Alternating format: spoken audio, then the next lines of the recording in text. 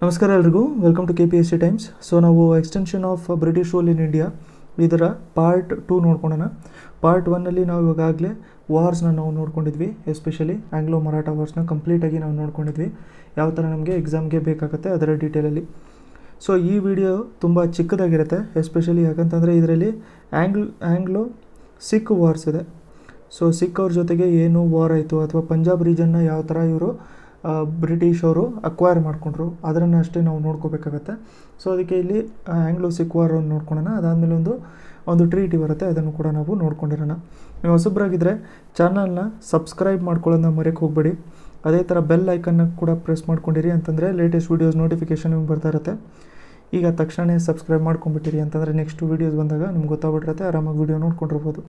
So ನಾವಿವಾಗ ಎಲ್ಲಿವರೆಗೂ ನೋಡ್ಕೊಂಡಿದ್ದೀವಿ ಅಂತಂದರೆ ಬೆಂಗಾಲ್ ರೀಜನು ಯಾವ ಥರ ಆಕ್ಯುಪೈ ಮಾಡಿಕೊಂಡ್ರು. ಸೊ ಬೆಂಗಾಲ್ ರೀಜನ್ ಆಯಿತು. ಅದಾದಮೇಲೆ ನಾವು ನೋಡ್ಕೋಬೇಕು ಅಂತಂದರೆ ನಮಗೆ ಮರಾಠ ರೀಜನು. ಸೊ ಮರಾಠಾಸ್ ಅವ್ರನ್ನ ಯಾವ ಥರ ಇವರು ಕಂಪ್ಲೀಟ್ ಮಾಡಿಕೊಂಡ್ರು ಅಂತ. ಇವಾಗ ನಮಗೂ ಉಳ್ಕೊಳ್ಳೋ ಅಂಥದ್ದು ಇದು ಪಂಜಾಬ್ ರೀಜನ್ ಆಗುತ್ತೆ. ಸೊ ಪಂಜಾಬ್ ರೀಜನು ಅದಾದಮೇಲೆ ನೆಕ್ಸ್ಟ್ ಬರೋದು ನಮಗೆ ಮೈಸೂರು ರೀಜನು.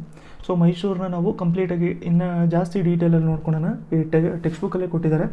ಬಟ್ ಇವಾಗ ನಾವು ಸಿಖ್ ವಾರ್ ಬಗ್ಗೆ ನೋಡ್ಕೊಳ್ಳೋಣ. ಸೊ ನೋಡಿ, ಸಿಖ್ ವಾರು ಇಲ್ಲಿ ಕೊಟ್ಟಿರೋವಂಥದ್ದು ಇದು 10th ಸ್ಟ್ಯಾಂಡರ್ಡಿಗೆ ತುಂಬ ಇಂಪಾರ್ಟೆಂಟ್ ಆಗಿರುತ್ತೆ. ಬಟ್ ಇದನ್ನು ಎಕ್ಸಾಮಲ್ಲಿ ನಮಗೆ ಇಷ್ಟು ಡೀಟೇಲು ಸಾಲ್ತಾ ಇರಲ್ಲ. ಸೊ ಕಂಪ್ಲೀಟಾಗಿ ನೋಡ್ಕೊಳ್ಳೋಣ ಅದ್ರ ಬಗ್ಗೆ. ಸೊ ಅದಕ್ಕಿಂತ ಮುಂಚೆ ನಾವು ಇಲ್ಲಿ ಡಾಲ್ಹೌಸಿ ಅವ್ರ ಬಗ್ಗೆ ತಿಳ್ಕೊಳ್ಳೋಣ.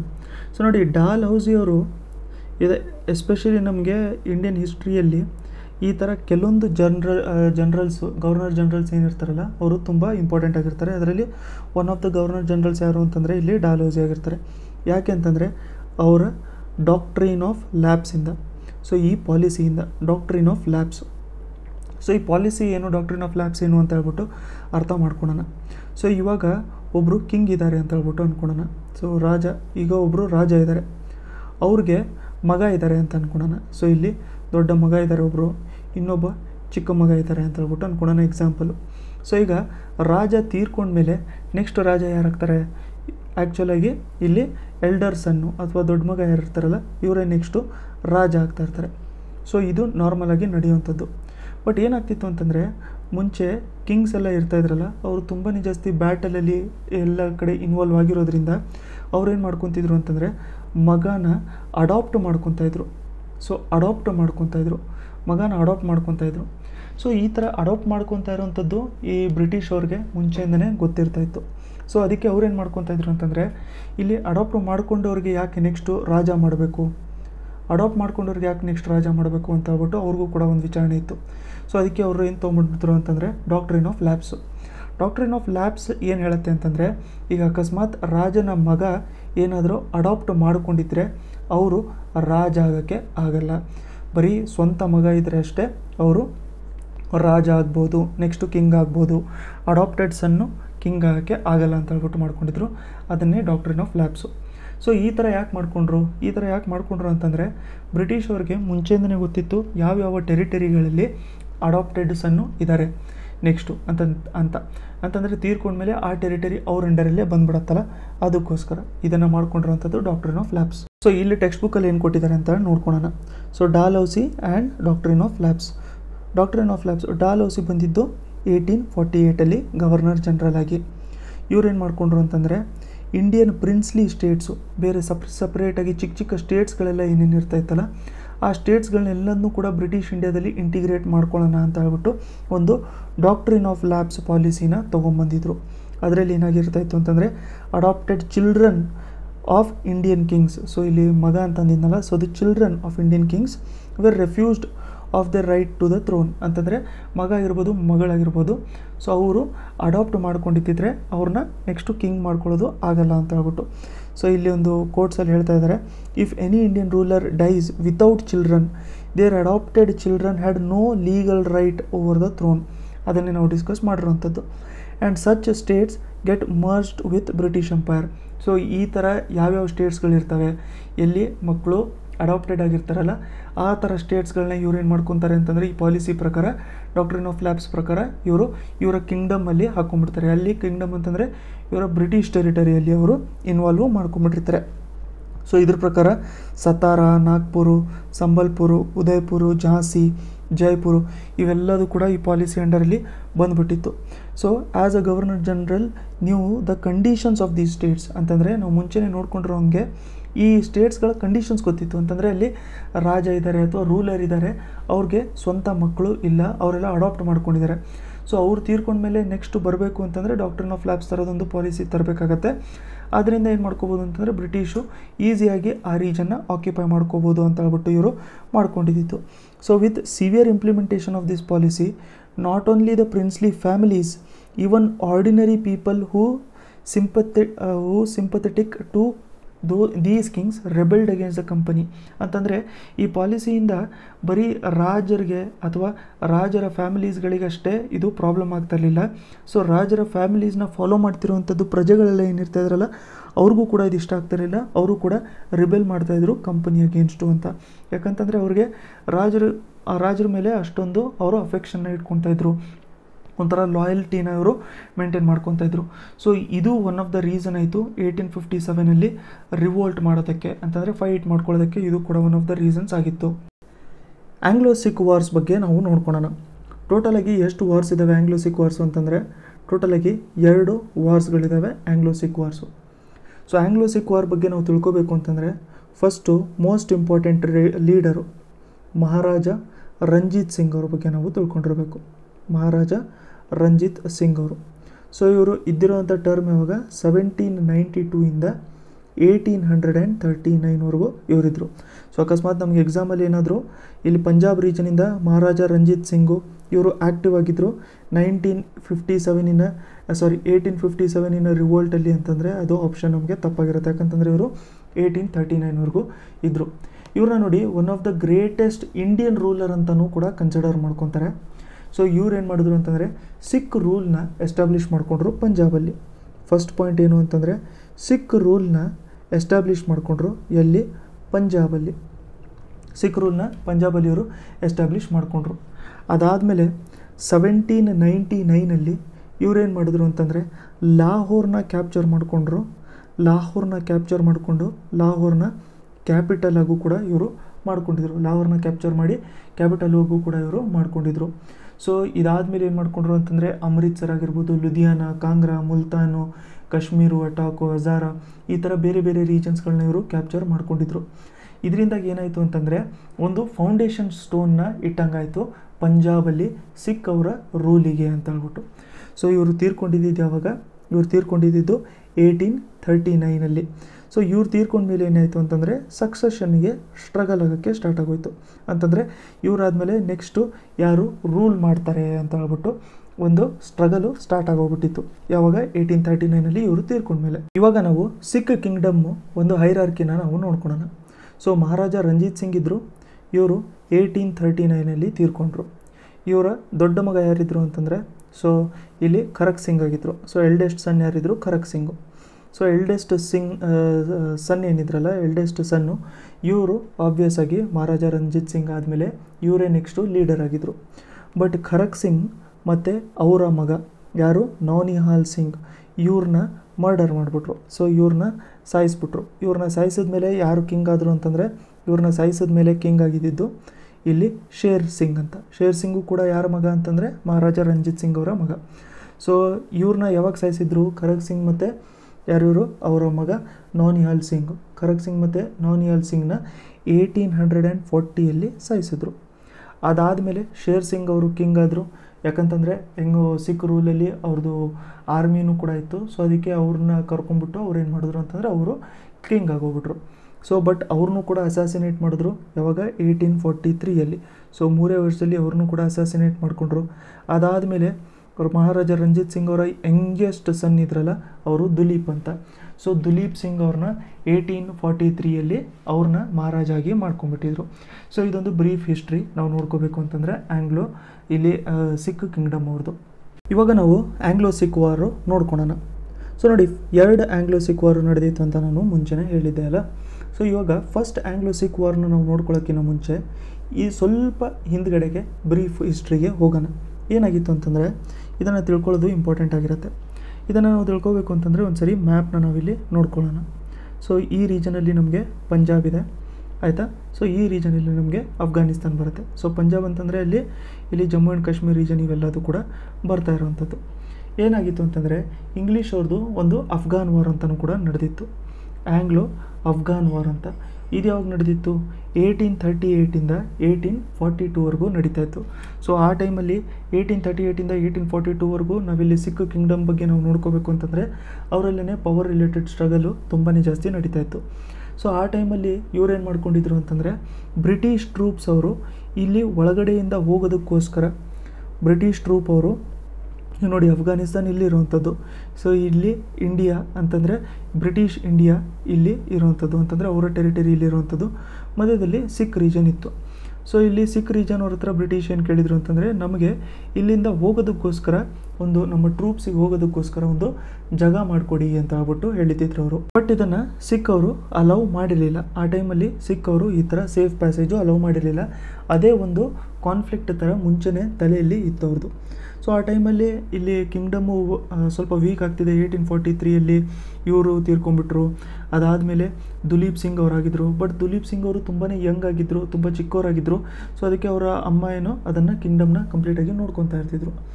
ಸೊ ಅದಕ್ಕೆ ಫಸ್ಟ್ ಆಂಗ್ಲೋ ಸಿಖ್ ವಾರ್ ಬಗ್ಗೆ ನಾವು ನೋಡ್ಕೋಬೇಕು ಅಂತಂದರೆ ಇದು Sikh empire, complete Sikh empire versus East India company ಈ ಬ್ಯಾಟಲು ಫೈಟ್ ಮಾಡ್ಕೊಂಡಿದ್ರು. ಟೈಮ್ನ ನಾವು ನೋಡ್ಕೋಬೇಕು ಅಂತಂದರೆ 1845ಇಂದ 1846ವರೆಗೂ. ಇದರ ರಿಸಲ್ಟ್ ಏನಾಯಿತು ಅಂತಂದರೆ ಪಾರ್ಷಲ್ ಸಬ್ಜುಗೇಷನ್ ಆಫ್ ಇದು ಕಿಂಗ್ಡಮ್ಮು, ಸಿಖ್ ಕಿಂಗ್ಡಮ್ಮು. ಅದಾದಮೇಲೆ ಜಮ್ಮು ಆ್ಯಂಡ್ ಕಾಶ್ಮೀರ್ ರೀಜನ್ನ ಇವ್ರೇನು ಮಾಡಿದ್ರು ಅಂತಂದರೆ ಒಂದು ಸಪ್ರೇಟ್ ಟೆರಿಟರಿ ಆಗಿ, ಒಂದು ಪ್ರಿನ್ಸ್ಲಿ ಸ್ಟೇಟ್ ಆಗಿ ಸಪ್ರೇಟ್ ಟೆರಿಟರಿ ಆಗಿ ಇಟ್ಕೊಂಡ್ಬಿಟ್ಟಿದ್ರು ಅದರಲ್ಲಿ ಬ್ರಿಟಿಷ್ ಅಂಡರಲ್ಲಿ. 1839ರಲ್ಲಿ ನಮಗೆ ಗೊತ್ತಿರೋ ಹಂಗೆ ಇಲ್ಲಿ ಮಹಾರಾಜ ರಂಜಿತ್ ಸಿಂಗ್ ಅವರು ಕೂಡ ತೀರ್ಕೊಂಡ್ಬಿಟ್ಟಿದ್ರು. ಬಟ್ ಆ್ಯಕ್ಚುಲಾಗಿ ಯಾಕೆ ಸ್ಟಾರ್ಟ್ ಆಗಿರೋದು ಅಂತಂದರೆ ಇದು ಮುಂಚೆ ಇವರು ರೆಫ್ಯೂಸ್ ಮಾಡ್ಕೊಂಡಿದ್ರಲ್ಲ ಈ ಥರ ಪಾಸ್ ಮಾಡ್ಕೊಳ್ಳೋದಕ್ಕೆ. ಸೊ ನೋಡಿ ಇಲ್ಲಿ ದುಲೀಪ್ ಸಿಂಗ್ ಅವರು ಕಿಂಗ್ ಆಗಿದ್ರಲ್ಲ ಆ ಟೈಮಲ್ಲಿ ಅವರ ಅಮ್ಮ ಏನು ನೋಡ್ಕೊತಾ ಇದ್ರು ಅಲ್ಲಿ ಆ ಕಂಪ್ಲೀಟಾಗಿ ಟೆರಿಟರಿನ ಯಾವ ಥರ ನಡೆಸ್ಕೋಬೇಕು ಅಂತ. ಆದರೆ ಅವ್ರ ಹತ್ರ ಅಷ್ಟೊಂದು ಪವರ್ ಇರ್ತಾ ಇರಲಿಲ್ಲ.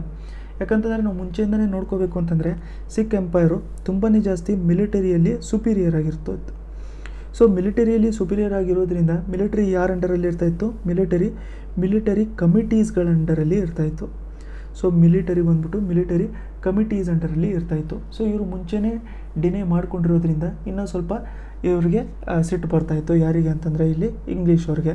ಸೊ ಇದು ಬ್ಯಾಟಲ್ ಆಗಿರುವಂಥದ್ದು ಎಲ್ಲೆಲ್ಲ ಆಗಿತ್ತು ಅಂತಂದರೆ ಇದು ಬಂದ್ಬಿಟ್ಟು ಮುಡ್ಕಿ, ಅದಾದಮೇಲೆ ಫಿರೋಜ್ಪುರು, ಅಲಿವಾಲ್ ಹಾಗೂ ಸೋಬ್ರಾವ್ ಈ ರೀಜನ್ಸ್ಗಳಲ್ಲಿ ಈ ಬ್ಯಾಟಲ್ ನಡೆದಿತ್ತು. ಇದರಲ್ಲಿ ಸಿಖ್ ಅವರು ಸೋತೋಗ್ಬಿಟ್ಟಿದ್ರು. ಇದರಿಂದ ಏನಾಯಿತು ಅಂತಂದರೆ ಬ್ರಿಟಿಷ್ ಅವರು ಸಿಖ್ ಅವರ ಲ್ಯಾಂಡ್ಗಳೆಲ್ಲ ಏನಿತ್ತಲ್ಲ ಅಂತಂದರೆ ಸಟ್ಲಜ್ಜಿನ ಈಸ್ಟಲ್ಲಿ ಇರುವಂಥದ್ದು. ಸೊ ಸಟ್ಲಜ್ಜು ಇಲ್ಲಿ ಫ್ಲೋ ಆಗುತ್ತೆ ಅಂತಂದರೆ ಎಕ್ಸಾಂಪಲ್ ಸಟ್ಲಜ್ ಇಲ್ಲಿ ಫ್ಲೋ ಆಗುತ್ತೆ ಅಂತಂದರೆ ಇದರ ಈಸ್ಟಲ್ಲಿ ಇರುವಂಥ ಲ್ಯಾಂಡ್ಗಳನ್ನೆಲ್ಲದೂ ಕೂಡ ಇವರು ಅನೆಕ್ಸ್ ಮಾಡ್ಕೊಂಡ್ಬಿಟ್ಟಿದ್ರು. ಮತ್ತು ಬಿಟ್ವೀನ್ ಇಟ್ ಆ್ಯಂಡ್ ಬ್ಯಾಸ್, ಮತ್ತು ಬ್ಯಾಸ್ ರಿವರ್ ಏನು ಹರಿತಾ ಇರುತ್ತೆ ಅಂತಂದರೆ ಬ್ಯಾಸು, ರಾಬಿ, ಸಟ್ಲಜ್ಜು ಇವೆಲ್ಲದೂ ಕೂಡ ಇಂಡಸ್ ರಿವರಿನ ಟ್ರಿಬ್ಯೂಟರೀಸು. ಸೊ ಅದರಲ್ಲಿ ಬರುವಂಥ ರೀಜನ್ ಎಲ್ಲದನ್ನೂ ಕೂಡ ಇವರು ಬ್ರಿಟಿಷ್ ಅವರು ಅಕ್ವೈರ್ ಮಾಡ್ಕೊಂಡ್ಬಿಟ್ಟಿದ್ರು. ಅದರ ಜೊತೆಗೆ ಜಮ್ಮು ಆ್ಯಂಡ್ ಕಾಶ್ಮೀರ್ನ ಏನು ಮಾಡಿದ್ರು ಅಂತಂದರೆ ಸಿಖ್ ಕಿಂಗ್ಡಮಿಂದ ಡಿಟ್ಯಾಚ್ ಮಾಡಿಕೊಂಡು ಅದನ್ನು ಒಂದು ಸಪ್ರೇಟಾಗಿ ಬ್ರಿಟಿಷ್ ಟ್ರೂಪ್ಸ್ನೂ ಕೂಡ ಅಲ್ಲಿ ಇಟ್ಬಿಟ್ಟು ಒಂದು ಸಪ್ರೇಟ್ ಪ್ರಿನ್ಸ್ಲಿ ಸ್ಟೇಟಾಗಿ ಇಟ್ಕೊಂಡ್ಬಿಟ್ಟಿದ್ರು. ಆ ಥರ ನಮಗೆ ಫಸ್ಟು ಆಂಗ್ಲೋ ಸಿಖ್ ವಾರು ನಡೆದಿತ್ತು. ಅದಾದಮೇಲೆ ನಾವು ನೋಡ್ಕೋಬೇಕು ಅಂತಂದರೆ second Anglo Sikh war number 2 ಅಂತ. So second Anglo Sikh war ನಡೆಯೋದಕ್ಕೆ ರೀಸನ್ ಏನು ಅಂತಂದರೆ ಆ ಟೈಮಲ್ಲಿ ಯಾರು ರೂಲ್ ಮಾಡ್ಕೊತಾ ಇದ್ರು, ಇಲ್ಲಿ ದುಲೀಪ್ ಸಿಂಗ್ ಅವರ ರೀಜೆಂಟ್ ಇದ್ದರು. ಅವರ ರೀಜೆಂಟ್ ಯಾರಿದ್ರು ಅಂತಂದರೆ ಇಲ್ಲಿ ಮಹಾರಾಣಿ ಜಿಂದನ್ ಕೌರ್. ಸೊ ಮಹಾರಾಣಿ ಜಿಂದನ್ ಕೌರ್ ಇದ್ದರು. ಸೊ ಮಹಾರಾಣಿ ಜಿಂದನ್ ಕೌರ್ ಅವ್ರಿಗೆ ನೀಟಾಗಿ ಟ್ರೀಟ್ಮೆಂಟು ಸಿಗ್ತಾ ಇರಲಿಲ್ಲ. ಸೊ ಅವ್ರಿಗೇನು ಮಾಡಿದರು ಅಂತಂದರೆ ಎಕ್ಸಾಂಪಲ್ಲು ಲಾಹೋರಿಂದ ಅವ್ರನ್ನ ರಿಮೂವ್ ಮಾಡಿಬಿಟ್ಟಿದ್ರು. ಯಾಕೆ ಅಂತಂದರೆ ಲಾಹೋರಿಂದ ಅವ್ರನ್ನ ತೆಗೆದುಬಿಟ್ಟಿದ್ರು. ಕನ್ಸ್ಪಿರಸಿ ಚಾರ್ಜಸ್ ಎಲ್ಲ ಹಾಕ್ಕೊಂಡ್ಬಿಟ್ಟು ಲಾಹೋರಿಂದ ಅವ್ರನ್ನ ತೆಗೆದುಬಿಟ್ಟು ಅಲ್ಲಿ ಬ್ರಿಟಿಷ್ ರೆಸಿಡೆಂಟ್ನ ಇಟ್ಕೊಂಡ್ಬಿಟ್ಟಿದ್ರು. ಅದಾದಮೇಲೆ ಮುಲ್ತಾನ್ ಬಂದ್ಬಿಟ್ಟು ಸಿಖ್ ಎಂಪೈರ್ ಹಿಂದೆ ಪಾರ್ಟ್ ಆಗಿತ್ತು. ಅಲ್ಲಿ ಮಹಾರಾಜ ರಂಜಿತ್ ಸಿಂಗ್ ಅವರು ಅದನ್ನು ಕ್ಯಾಪ್ಚರ್ ಮಾಡ್ಕೊಂಡಿದ್ರು 1818ನಲ್ಲಿ. ಬಟ್ ಮುಲ್ತಾನ್ನ ಆ ಟೈಮಲ್ಲಿ ಗವರ್ನ್ ಮಾಡ್ಕೊತ ಇದ್ದಿದ್ದು ಯಾರು ಅಂತಂದರೆ ಇಲ್ಲಿ ದಿವಾನ್ ಮುಲ್ರಾಜು. ಸೊ ದಿವಾನ್ ಮುಲ್ರಾಜ್ ಅದನ್ನು ಗವರ್ನ್ ಮಾಡ್ಕೊತಾ ಇದ್ರು. ಸೊ ಇವ್ರು ಏನು ಮಾಡ್ಕೊಂಡ್ರು ಅಂತಂದರೆ ಹಿ ರಿಸೆಂಟೆಡ್ ದ ಲಾಹೋರ್ಸ್ ಕೋರ್ಟ್. ಈ ರಿಸೆಂಟೆಡ್ ದ ಲಾಹೋರ್ಸ್ ಕೋರ್ಟ್ ಅಂತಂದರೆ ಅಲ್ಲಿ ಅವರು ಟ್ಯಾಕ್ಸಸ್ನೆಲ್ಲ ಜಾಸ್ತಿ ಡಿಮಾಂಡ್ ಮಾಡ್ಕೊಳ್ಳೋಕ್ಕೆ ಸ್ಟಾರ್ಟ್ ಮಾಡ್ಕೊಂಡ್ರು, ರೆವೆನ್ಯೂನೆಲ್ಲ ಜಾಸ್ತಿ ಮಾಡ್ಕೋಬೇಕು ಅಂತ. ಸೊ ಅದಕ್ಕೆ ಬ್ರಿಟಿಷ್ ರೆಸಿಡೆಂಟ್ ಆ ಟೈಮಲ್ಲಿ ಯಾರಿದ್ರು ಅಂತಂದರೆ ಸರ್ ಫ್ರೆಡ್ರಿಕ್ ಕ್ಯೂರಿ ಇದ್ದರು. ಸೊ ಇವ್ರು ಏನು ಮಾಡಿದ್ರು ಅಂತಂದರೆ ಮುಲ್ರಾಜ್ ಏನಿದ್ರಲ್ಲ, ಸೊ ಇಲ್ಲಿ ದಿವಾನ್ ಮುಲ್ರಾಜ್ನ ಇವ್ರನ್ನ ಕಂಪ್ಲೀಟಾಗಿ ಅಂಡರ್ಮೈನ್ ಮಾಡಿಬಿಟ್ಟು ಇಲ್ಲಿ ಒಂದು ಗವರ್ನರ್ನ ಇಟ್ಟರು, ಸರ್ದಾರ್ ಕಹನ್ ಸಿಂಗ್ ಅಂತ, ಅಲಾಂಗ್ ವಿತ್ ಬ್ರಿಟಿಷ್ ಏಜೆಂಟ್ ಇದರಲ್ಲಿ ಒಬ್ಬರು ಪ್ಯಾಟ್ರಿಕ್ ವೇನಸ್ ಅಂತ ಹೇಳ್ಬಿಟ್ಟು. ಸೊ ಈ ಥರ ಒಂದು ಸೆಕೆಂಡ್ ಆಂಗ್ಲೋ ಸಿಖ್ ವಾರ್ ನಡೆದಿತ್ತು. ಈ ಸೆಕೆಂಡ್ ಆಂಗ್ಲೋ ಸಿಖ್ ವಾರು ಇದರಿಂದೆಲ್ಲ ನಡೆದಿರೋದ್ರಿಂದ ಏನಾಯಿತು ಅಂತಂದರೆ ರಾಮ್ನಗರ್ ಮತ್ತು ಚಿಲ್ಲನ್ವಾಲ ಅಲ್ಲಿ ಈ ಬ್ಯಾಟಲ್ ನಡೆದಿತ್ತು. ಇದು ಫೈನಲ್ ಬ್ಯಾಟಲ್ ಆಗಿ ಹುಟ್ಟಿತ್ತು. ಈ ಬ್ಯಾಟಲ್ ಆದಮೇಲೆ ಏನಾಯಿತು ಅಂತಂದರೆ ಕಂಪ್ಲೀಟಾಗಿ ಈ ಸಿಖ್ ಕಿಂಗ್ಡಮ್ಮು, ಈ ರೀಜನ್ ಏನೇನಿರುತ್ತಲ್ಲ ಇದೆಲ್ಲದೂ ಕೂಡ ಬ್ರಿಟಿಷ್ ಅಂಡರಲ್ಲಿ ಬಂದುಬಿಟ್ಟಿತ್ತು 1849. ಆ ಟೈಮಲ್ಲಿ ಡಾಲ್ಹೌಸಿ ಇದ್ದರು. ಈ ಟೈಮಲ್ಲಿ ಸೈನ್ ಮಾಡ್ಕೊಂಡಿದ್ದ ಟ್ರೀಟಿ ಯಾವುದು ಅಂತಂದರೆ ಇಲ್ಲಿ ಟ್ರೀಟಿ ಆಫ್ ಲಾಹೋರ್ನ ಸೈನ್ ಮಾಡ್ಕೊಂಡ್ಬಿಟ್ಟಿದ್ರು. ಸೊ ಇಲ್ಲಿ ಆ್ಯಕ್ಚುಲಾಗಿ ಮಹಾರಾಜ ಇದ್ದಿದ್ದು ಮಹಾರಾಜ ದುಲೀಪ್ ಸಿಂಗ್ ಇದ್ರಲ್ಲ, ಅವ್ರನ್ನೇನು ಮಾಡಿದ್ರು ಅಂತಂದರೆ ಪೆನ್ಷನ್ ಕೊಟ್ಬಿಟ್ಟು, ಅವ್ರು 11 ವರ್ಷದವ್ರಾಗಿದ್ರು ಆ ಟೈಮಲ್ಲಿ ಅಷ್ಟೇ. ಸೊ ಅದಕ್ಕೆ ಅವ್ರಿಗೆ ಪೆನ್ಷನ್ ಕೊಟ್ಬಿಟ್ಟು ಅವ್ರನ್ನ ಇಂಗ್ಲೆಂಡಿಗೆ ಕಳಿಸ್ಬಿಟ್ಟಿದ್ರು. ಅದಾದಮೇಲೆ ಇಲ್ಲಿ ಜಿಂದನ್ ಕೌರ್ ಏನಿದ್ರಲ್ಲ ಇವ್ರನ್ನ ಸಪ್ರೇಟ್ ಮಾಡ್ಕೊಂಡ್ಬಿಟ್ಟಿದ್ರು ಮಹಾರಾಜದಿಂದ. ಅದಾದಮೇಲೆ ಅವ್ರಿಗೆ ಫಿರೋಜ್ಪುರಿಗೆ ಕರ್ಕೊಂಡು ಹೋಗ್ಬಿಟ್ಟಿದ್ರು.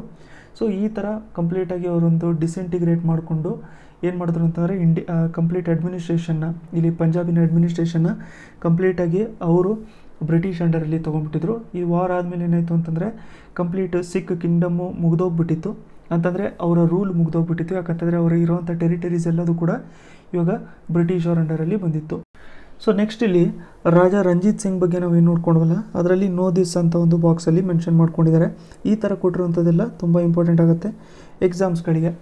ಸೊ ರಂಜಿತ್ ಸಿಂಗ್ ಅವ್ರದ್ದು ಒಂಥರ ವಿಕಿಪೀಡಿಯಾ ಡೀಟೇಲ್ಸ್ ಟೈಪ್ ಕೊಟ್ಟಿದ್ದಾರೆ ಇಲ್ಲಿ. ಸೊ ಅವ್ರು ಹುಟ್ಟಿದ್ದು 1780. So as the son of melon Singh ಅಂತ. ಸೊ ಇವರು ಮಲನ್ ಸಿಂಗ್ ಏನಿದ್ರಲ್ಲ ಇವರು ಸುಕ್ಕರ್ ಚಕ್ಕಿಯ ಮಿಸಲು ಅಂತಂದರೆ ಟೋಟಲಾಗಿ ಪಂಜಾಬಲ್ಲಿ 12 ಮಿಸಲ್ಗಳಿದ್ವಂತೆ. ಸೊ 12 ಮಿಸಲಲ್ಲಿ ಒಂದು ಮಿಸಲು ಬಂದ್ಬಿಟ್ಟು ಸುಕ್ಕರ್ ಚಕ್ಕಿಯ ಮಿಸಲ್ ಅಂತ. ಸೊ ಈ ಮಿಸಲಿನ ಇವರು ಹೆಡ್ ಆಗಿದ್ದರು. ಸೊ ಅದಕ್ಕೆ ನೆಕ್ಸ್ಟು ರಂಜಿತ್ ಸಿಂಗ್ ಅವ್ರು ಬಂದಿರ್ತಿದ್ರಲ್ಲ ಅವರು ಕೂಡ ಹೆಡ್ ಆಗಿರ್ತಾಯಿದ್ರು ಅಂತ. ಸೊ ಅದಕ್ಕೆ ಇವರು ಸುಕ್ಕರ್ ಚಕ್ಕಿಯ ಮಿಸಲಿನ ಹೆಡ್ಡು ಮಲನ್ ಸಿಂಗ್ ಇದ್ದರು. ಬಟ್ ಅವ್ರು ತೀರ್ಕೊಂಡಾಗ ರಂಜಿತ್ ಸಿಂಗ್ ಅವ್ರಿಗೆ ವಯಸ್ಸು ಬಂದ್ಬಿಟ್ಟು 10 ಇಯರ್ಸ್ ಆಗಿತ್ತು. ಸೊ ಅದಕ್ಕೆ ವೆನ್ ಜಮನ್ ಶಾ ಆಫ್ ಕಾಬೂಲಿಂದ ಇನ್ವೇಷನ್ ಬಂದಾಗ ರಂಜಿತ್ ಸಿಂಗ್ ಏನು ಮಾಡಿದ್ರು ಅಂತಂದರೆ ಅವ್ರಿಗೆ ಒಳ್ಳೆ ಸರ್ವೀಸಸ್ನ ಆಫರ್ ಮಾಡಿಕೊಂಡ್ರು. ಸೊ ಅದಕ್ಕೆ ಅದನ್ನು ಜಮಾನ್ ಶಾ ಅವ್ರಿಗೆ ಅದು ಇಷ್ಟ ಆಗಿಬಿಟ್ಟು ಅವರು ಕಾಬೂಲಿಂದ ಬಂದಿದ್ರಲ್ಲ, ಸೊ ಅದಕ್ಕೆ ಇವ್ರಿಗೆಲ್ಲ ಒಳ್ಳೆ ಟ್ರೀಟ್ಮೆಂಟ್ನೆಲ್ಲ ಕೊಟ್ಟಿರೋದ್ರಿಂದ ಇವ್ರೇನು ಮಾಡಿದ್ರು ಅಂತಂದರೆ ಜಮಾನ್ ಶಾ ಇವ್ರನ್ನ ಲಾಹೋರ್ ಟೆರಿಟರಿಯಲ್ಲಿ ಕಿಂಗ್ ಮಾಡಿದ್ರು, ಗವರ್ನರ್ ಆಫ್ ಲಾಹೋರ್ ಮಾಡಿದ್ರು. ಸೊ ಅದಕ್ಕೆ ಅವ್ರಿಗೆ ಟೈಟಲು ನಾವು ರಾಜ ರಂಜಿತ್ ಸಿಂಗ್ ಅಂತ ಕರಿತೀವಲ್ಲ, ರಾಜ ಅಂತ ಹೆಸರಿಟ್ಟಿದ್ದು ಯಾರು ಅಂತ ಕೇಳಿದ್ರೆ ಅದಕ್ಕೆ ಆನ್ಸರ್ ಬಂದ್ಬಿಟ್ಟು ಜಮಾನ್ ಶಾ. ಸೊ ಈ ಥರ ಅವರು ಗವರ್ನರ್ ಆಗಿರೋವಂಥ ಟೈಮಲ್ಲಿ ಅವ್ರಿಗೆ ಏಜ್ ಬಂದ್ಬಿಟ್ಟು 19 ಇಯರ್ಸಿಂದು ಆಗಿತ್ತು. ಸೊ ಆ ಟೈಮ್ ಅದಾದಮೇಲಿಂದ ಏನಾಯಿತು ಅಂತಂದರೆ ಕಂಪ್ಲೀಟಾಗಿ ಓವರಾಲ್ ಸಿಖ್ ಅವ್ರನ್ನ ಒಂದೇ ಕಡೆ ಸೇರಿಸೋದ್ರಲ್ಲಿ ಅವ್ರದ್ದೊಂದು ಮೋಸ್ಟ್ ಇಂಪಾರ್ಟೆಂಟು ಕೆಲಸ ಆಗಿತ್ತು ಅಂತ ಹೇಳ್ಬಿಟ್ಟು ಹೇಳ್ತಾ ಇರ್ತಾರೆ. ಯಾಕಂತಂದರೆ ಅವ್ರು one of the strongest king ಇಂಡಿಯಾದಲ್ಲೇ ನಾವು ನೋಡ್ಕೋಬೇಕು ಅಂತಂದರೆ. So he took control over all the Sikh misl. ನೋಡಿ ಅವ್ರು ಹಿಡ್ಡಾಗಿದ್ದಿದ್ದು ಸುಕ್ಕರ್ ಚಕ್ಕಿಯ ಮಿಸ್ಲ್ದು, ಬಟ್ ಅವ್ರು 12 ಮಿಸ್ಲಿಂದು ಕಂಟ್ರೋಲು ತೊಗೊಂಡ್ಬಿಟ್ಟಿದ್ರು. ಸೊ ಅದು ಎಲ್ಲಿತ್ತು ಅಂತಂದರೆ ವೆಸ್ಟ್ ಆಫ್ ಸಟ್ಲೆಜು. ಅದಾದಮೇಲೆ ಈಸ್ ಓನ್ ಸಿಖ್ ಕಿಂಗ್ಡಮ್ನು ಕೂಡ ಅವರು ಎಸ್ಟಾಬ್ಲಿಷ್ ಮಾಡಿಕೊಂಡ್ರು. ಜೊತೆಗೆ ಬ್ರಿಟಿಷ್ ಅವ್ರ ಜೊತೆಗೆ, ಇದು ಇಂಪಾರ್ಟೆಂಟು, ಬ್ರಿಟಿಷ್ ಅವ್ರ ಜೊತೆಗೆ 1809 ಅವರೊಂದು ಅಗ್ರಿಮೆಂಟ್ನ ಸೈನ್ ಮಾಡ್ಕೊಂಡಿದ್ರು. ಅದೇನು ಅಂತಂದರೆ ಕಂಟಿನ್ಯೂಸ್ ಅಗ್ರಿಮೆಂಟ್ ಅಂತ. ಸೊ ಕಂಟಿನ್ಯೂಸ್ ಅಗ್ರಿಮೆಂಟ್ ಎಲ್ಲಿ ಸೈನ್ ಮಾಡ್ಕೊಂಡಿದ್ರು ಅಂತಂದರೆ ಇದು ಅಮೃತ್ಸರಲ್ಲಿ ಕಂಟಿನ್ಯೂಸ್ ಅಗ್ರಿಮೆಂಟ್ ಅಂತ ಬ್ರಿಟಿಷ್ ಅವ್ರ ಜೊತೆ ಸೈನ್ ಮಾಡ್ಕೊಂಡಿದ್ದು ಅಮೃತ್ಸರಲ್ಲಿ. He organised his army on the lines of European armies ಅಂತಂದರೆ ಯುರೋಪಿಯನ್ ಆರ್ಮೀಸ್ ಯಾವ ಥರ ಮಾಡರ್ನ್ ಆಗಿರ್ತಾ ಇದ್ರಲ್ಲ ಅದೇ ಥರ ಇವರು ಕೂಡ ಅವರ ಆರ್ಮಿನ ಟ್ರೈನಿಂಗು ಕೊಡ್ತಾ ಇದ್ರು ಅಂತ ಹೇಳ್ಬಿಟ್ಟು. ಇದರಲ್ಲಿ ಎಕ್ಸಾಂಪಲ್ ನಾವು ನೋಡ್ಕೋಬೇಕು ಅಂತಂದರೆ ಗೋರ್ಖಾಸು, ಬಿಹಾರೀಸು, ಪಠಾನ್ಸು, ಜೊತೆಗೆ ಮುಸ್ಲಿಮ್ಸ್ ಅವ್ರನ್ನೂ ಕೂಡ ಇವರು ಸಿಖ್ ಆರ್ಮಿಯಲ್ಲಿ ಪಾರ್ಟು ಮಾಡ್ಕೊತಾ ಇದ್ರು. ಅದರ ಜೊತೆಗೆ ಇನ್ನೊಂದು ಮೋಸ್ಟ್ ಇಂಪಾರ್ಟೆಂಟ್ ಪಾಯಿಂಟ್ ಏನು ಅಂತಂದರೆ ಇವರು ಫೌಂಡ್ರಿ ವರ್ಕ್ಶಾಪ್ನ ಸ್ಟಾರ್ಟ್ ಮಾಡ್ಕೊಂಡಿದ್ರು. ಇದನ್ನು ತುಂಬ ಸರಿ ಎಕ್ಸಾಮಲ್ಲಿ ಕೇಳಿದ್ದಾರೆ. ಫೌಂಡ್ರಿ ವರ್ಕ್ಶಾಪು ಲಾಹೋರಲ್ಲಿ ಸ್ಟಾರ್ಟ್ ಮಾಡ್ಕೊಂಡಿದ್ದರು. ಯಾಕೆ ಅಂತಂದರೆ ಕ್ಯಾನಾನ್ಸ್ಗಳನ್ನ ಇವರು ಪ್ರೊಡ್ಯೂಸ್ ಮಾಡ್ಕೊಳ್ಳೋದಕ್ಕೆ, ಕೆನಾನ್ಸ್ಗಳನ್ನ ನಮಗೆ ಆರ್ಮಿಗೋಸ್ಕರ ಪ್ರೊಡ್ಯೂಸು ಮಾಡ್ಕೊಳ್ಳೋದಕ್ಕೆ. ಸೊ ಆಲ್ಮೋಸ್ಟ್ ನಾವು ಓವರಾಲ್ ಇಂಡಿಯಾದಲ್ಲಿ ನೋಡ್ಕೋಬೇಕು ಅಂತಂದರೆ ರಂಜಿತ್ ಸಿಂಗ್ ಅವರ ಆರ್ಮಿ ಆಲ್ಮೋಸ್ಟ್ ತುಂಬಾ ಬೆಸ್ಟ್ ಆಗಿತ್ತು. ಅದನ್ನು ಬಿಟ್ಬಿಟ್ರೆ ನಾವು ಸೌತಲ್ಲಿ ನಾವು ನೋಡ್ಕೋಬೇಕು ಅಂತಂದರೆ ಇಲ್ಲಿ ಟಿಪ್ಪು ಸುಲ್ತಾನ್ ಅವರ ಆರ್ಮಿನೂ ಕೂಡ ತುಂಬಾ ಜಾಸ್ತಿ ಬೆಸ್ಟ್ ಆಗಿತ್ತು. ಯಾಕಂತಂದರೆ ಎಲ್ಲರನ್ನೂ ಕೂಡ ಯುರೋಪಿಯನ್ ಲೈನ್ಸ್ ಮೇಲೆ ಟ್ರೈನಿಂಗ್ನ ಕೊಡ್ತಾ ಇರ್ತಿರು. ಅದಾದಮೇಲೆ ಇಲ್ಲಿ ಅಡ್ಮಿನಿಸ್ಟ್ರೇಷನ್ ಬಗ್ಗೆ ಕೊಡ್ತಾ ಇದ್ದಾರೆ. ಇವರು ತುಂಬ ಸೆಕ್ಯುಲರ್ ಆಗಿದ್ದರು. ಯಾಕಂತಂದರೆ ಅವರು ಹಿಂದೂಗೂ ಕೂಡ ಸಪೋರ್ಟ್ ಮಾಡ್ತಾಯಿದ್ರು, ಜೊತೆಗೆ ಮುಸ್ಲಿಮ್ಗೂ ಕೂಡ ಸಪೋರ್ಟ್ ಮಾಡ್ತಾಯಿದ್ರು. ಬೇರೆ ಬೇರೆ ರಿಲಿಜನ್ ಅವ್ರಿಗೆಲ್ಲರಿಗೂ ಕೂಡ ಪೋಸ್ಟಿಂಗು ಕೂಡ ಕೊಡ್ತಾಯಿದ್ರು. ಅದಾದಮೇಲೆ ಒಂದು ಓವರಾಲ್ ಆಗಿ ನಾವು ನೋಡ್ಕೋಬೇಕು ಅಂತಂದರೆ ಸಿಖ್ ಟೆರಿಟರಿನ ಎಸ್ಟಾಬ್ಲಿಷ್ ಮಾಡ್ಕೊಳ್ಳೋದ್ರಲ್ಲಿ ತುಂಬಾ ಒಂದು ಇಂಡಿಪೆಂಡೆಂಟ್ ಸಿಖ್ ಸ್ಟೇಟ್ನ ಎಸ್ಟಾಬ್ಲಿಷ್ ಮಾಡ್ಕೊಳ್ಳೋದ್ರಲ್ಲಿ ಒಂದು ಮೋಸ್ಟ್ ಇಂಪಾರ್ಟೆಂಟ್ ರೋಲ್ ಇವರು ಪ್ಲೇ ಮಾಡ್ಕೊಂಡಿದ್ರು ಅಂತ ಹೇಳ್ಬಿಟ್ಟು ಹೇಳ್ತಾ ಇದ್ದಾರೆ. ಸೊ ನಮಗೇನಾದ್ರು ಎಕ್ಸಾಮಲ್ಲಿ ಕೇಳಿದ್ರೆ ಬ್ರೀಫಾಗಿ ಇಷ್ಟು ಬರೆಯೋದು ತುಂಬ ಚೆನ್ನಾಗಿರುತ್ತೆ, ಅಚೀವ್ಮೆಂಟ್ಸ್ ಬಗ್ಗೆ ಎಲ್ಲ ಬರೆಯೋದಕ್ಕೆ. ಅದರಲ್ಲಿ ಬ್ರಿಟಿಷು ಜೊತೆ ಆಗಿರೋಂಥ ಕಾಂಟ್ರಾಕ್ಟು ಕಂಟಿನ್ಯೂಸ್ ಅಗ್ರಿಮೆಂಟ್ ಮೆನ್ಷನ್ ಮಾಡಬೇಕು, ಜೊತೆಗೆ ಫೌಂಡ್ರಿ ವರ್ಕ್ಶಾಪ್ ಇದನ್ನು ಮೆನ್ಷನ್ ಮಾಡಬೇಕು, ಜೊತೆಗೆ ಫೌಂಡೆಡ್ ಇಂಡಿಪೆಂಡೆಂಟ್ ಸಿಖ್ ಸ್ಟೇಟ್ ಅಂತ ಹೇಳ್ಬಿಟ್ಟು ಕೂಡ ನಾವು ಮೆನ್ಷನ್ ಮಾಡ್ಕೋಬೇಕಾಗಿರುತ್ತೆ. ಸೊ ನಿಮ್ಗೇನಾದ್ರು ಕೋರ್ಸಸ್ ಇಷ್ಟ ಆಗ್ತಾಯಿದ್ದು ನೀವೇನಾದ್ರು ಡೊನೇಟ್ ಮಾಡಬೇಕು ಅಂತಂದರೆ ಗೂಗಲ್ ಪೇ ಲಿಂಕು ನಾನು ಡಿಸ್ಕ್ರಿಪ್ಷನಲ್ಲಿ ಕೊಟ್ಟಿರ್ತೀನಿ. ವಾಲಂಟರಿ ಕಾಂಟ್ರಿಬ್ಯೂಷನ್ನ ನೀವು ಅಲ್ಲಿ ಮಾಡ್ಕೊಂಡಿರ್ಬೋದು. ಇಲ್ಲಾಂತಂದರೆ ಹೊಸಬರಾಗಿದ್ದರೆ ಚಾನಲ್ನ ಸಬ್ಸ್ಕ್ರೈಬ್ ಮಾಡ್ಕೊಂಡಿರಿ. ಸೊ ಸಬ್ಸ್ಕ್ರೈಬ್ ಮಾಡ್ಕೊಂಡು ಬೆಲ್ ಐಕನ್ನು ಕೂಡ ಒತ್ಕೊಂಡಿರಿ ಅಂತಂದರೆ ಅದು ಕೂಡ ಚಾನಲ್ಗೆ ಸಪೋರ್ಟ್ ಮಾಡ್ತಾ ಇರುತ್ತೆ. ನೆಕ್ಸ್ಟ್ ವೀಡಿಯೋಲಿ ಮತ್ತೆ ಸಿಗೋಣ.